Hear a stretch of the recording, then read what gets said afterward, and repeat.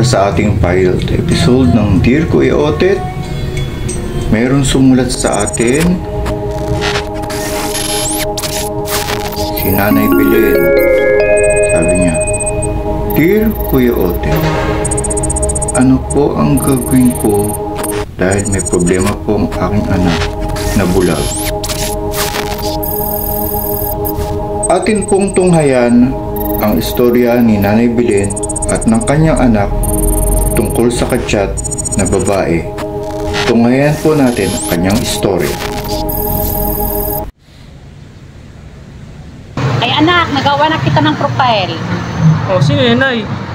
Anak, di ba sabi mo gawan kita ng profile? Ngayon, may nagchat-chat sa'yo, magkita raw kayo. Babae ito, ba't maganda siya, anak? Nay, naiya kasi ako, Nay. Pero sige, samahan mo ako, basta magtago ka, Nay, ha? Oo, pero huwag kang mahiya. Pero huwag kang magpahalata na hindi ka makakita, ha? Sige, Nay. Maraming salamat, ha? Oo, kailangan pasalamat, anak naman kita. Sige na.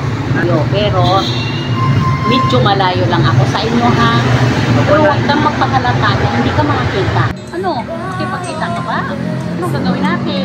Nay, ang tanong, tatanggapin niya ba ako sa situation?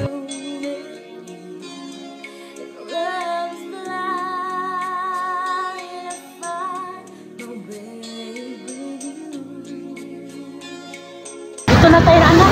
Tara, pupuntahan na natin makipagkita sa'yo. Sige, Nay. Tawid tayo doon, anak. Doon siya. Di, anak, puntahan mo na yung makipagkita sa yung babae. Sige na. Dito lang ako, ha? Antayin kita.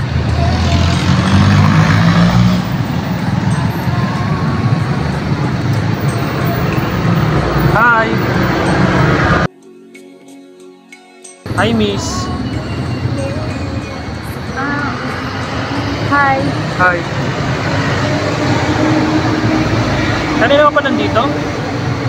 Medyo saglit lang. Bakit? Ba't ka na pa rito? Eh, minintay rin kasi akong babae dito. Dito rin mismo. Sabi niya dito rin kasi kami magkikita eh. Ganun ba? May inaantay din kasi ako eh. Nakilala ko rin siya sa social media. Okay. Ikaw ba si Ikaw ba si Joel? Joel? Oo. Nasaan ba siya? Nasaan ba yun? Siya kasi yung napili ko sa friend request. Nakita ko siya sa dumaan lang siya sa Friendster ko. Kaya, nagustuhan mo naman siyang nagustuhan ko siyang maging kaibigan. Ito siya oh. Oo, ako nga yan. Si Joel. Talaga? Oo. Ito oh, kita mo? Oo, kita ko yan, si Joel yan. Anong Joel? Nakikita mo ba? Oo, si Joel yan mismo. Yan yung ginawa niya sa cellphone ng nanay ko. Ako yan. Bakit parang nakikita ko sa'yo, diretso yung tingin mo. Saka,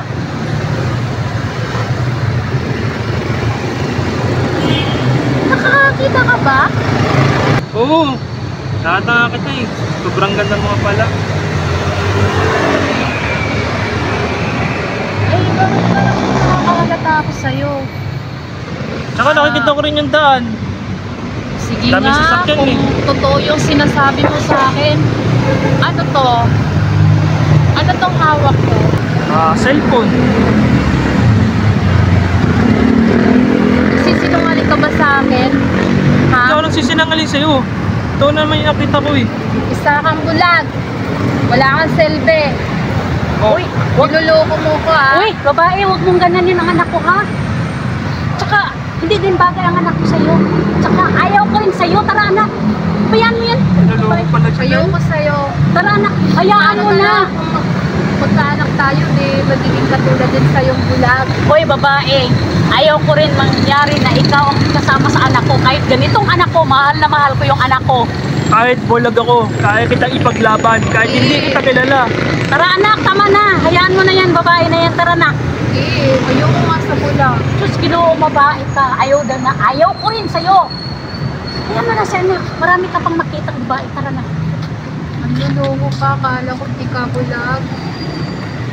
Ay, naku. Taray mo! Ang masasabi ko lang, Nanay Belen, tungkol sa anak mo, siguro ay magpahinga muna siya at saka mag-isip. Kasi ang love it takes time. Makakapaghintay naman yan. Malay mo, darating din ang para sa kanya. Kahit na bulag siya, ay mamahalin siya kung ano ang katayuan niya. Yung hindi na iisipin ng paningin niya, basta mamahalin siya at darating din yun para sa kanya. Yun lang.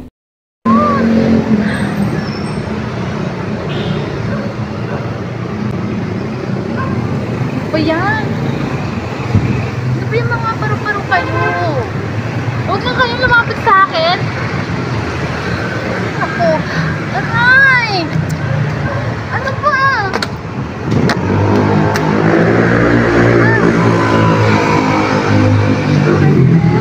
Aray! Aray! Hindi na ako makakakita. Aray! Ah!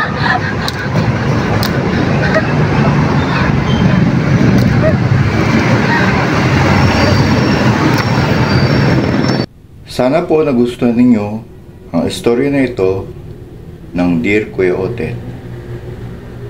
Sa susunod po uli na episode, salamat at hulaan nyo ang title ng episode ngayon